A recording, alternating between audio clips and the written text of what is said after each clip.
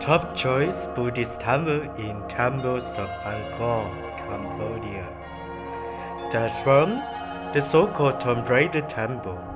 Ta Prohm is cloaked in double shadow. Its crumbling towers and walks cloaked in the slow muscular embrace of vast root system. Undoubtedly, the most atmospheric ruin at Angkor, Ta Prohm should be high on the hit list of every visitor. Its appeal lies in the fact that, unlike the other monuments of Angkor, it has been swallowed by the jungle and looks very much the way most of the monuments of Angkor appear when European explorers first stumble upon them. Wow, that's the theory. But in fact, the jungle is packed and only the largest trees are left in place, making it manicured rather than raw like banyan. Still, a visit to Ta Prohm is a unique, otherworldly experience. There is a poetic cycle to this venerable ruin, with humanity first conquering nature to rapidly create, and nature once again conquering humanity to slowly destroy. If Angkor Wat is testimony to the genius of the ancient Khmers, Ta Prohm reminds us equally of the awesome fecundity and power of the jungle. Built from 1186 and originally known as Raja Vihara, Monastery of the King, Ta Prohm was a Buddhist temple dedicated to the mother of Jayavarman VII. It is one of the few temples in the Angkor region where an inscription provides information about the temple's dependents and inhabitants. Almost 80,000 people were required to remain and maintain or attend at the temple, among them more than 2,700 officials and 615 dancers. Ta Prohm is a temple of towers, closed courtyards, and narrow corridors.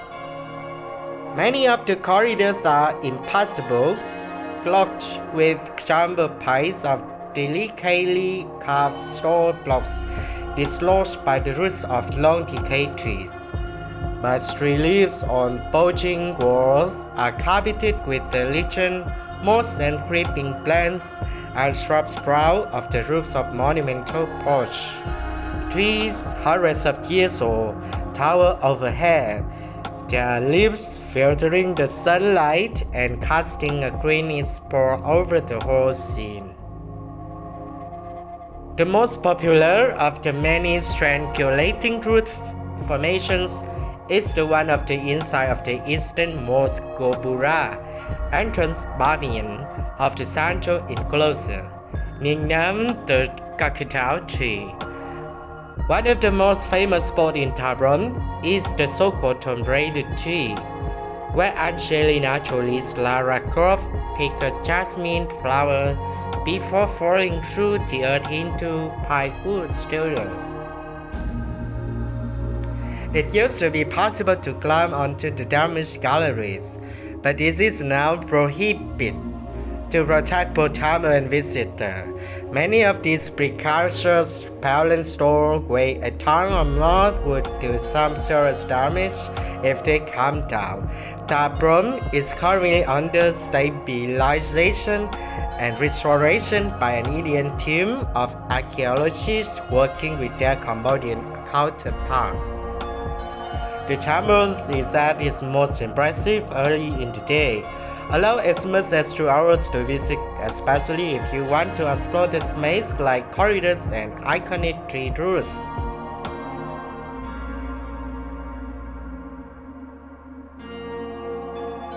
Prasat Ta Prohm, the ancestor Burma Jungle Temple. Ta Prohm's statecraft ruin is a state of beauty, which is investigated with delight and left with regret. Ta Prohm is located southwest of the East Melbourne and east of Uncle Tom. Its outer enclosure is near to the corner of the Banyan. It can be accessed by enter the monument from the west and leave from the east entrance. Ta Prohm is especially serene and beautiful in the early morning. A torch and a compass are used for visitors this temple at all the times. It was built around mid-12th century to early 13th century, 1186 by the king Jayavarman VII, dedicated to the mother of the king, Buddhist replica to banyan style of the ark. Ta Prohm is undisputed capital of the Kingdom of the Trees. It has been left untouched by the archaeologists except for the clearing of the path for visitors and structural strengthening to stay for further deterioration. Because of this natural state, it is possible to experience at this temple the wonder of the early explorers when they come upon these monuments in the middle of 19th century.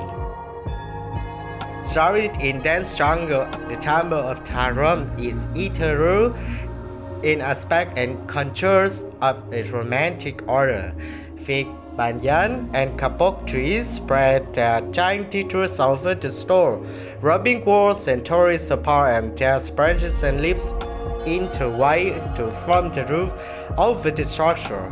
Trunks of the trees twist among stone pillars.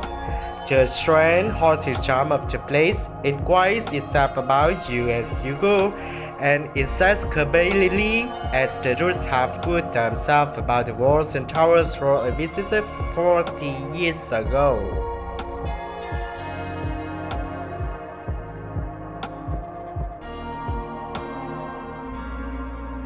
A Sanskrit inscription on the stone, still in place, gives details of the temple.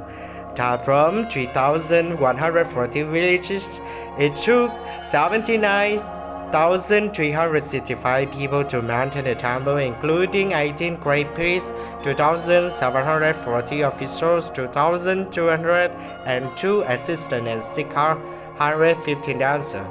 Among the property belonging to the temple was a set of gold. This is weighing more than 500 kilograms, 35 diamonds, 40,620 bronze, 4,540 precious stones, 876 vases from China, 512 silk bags, and 523 parasols.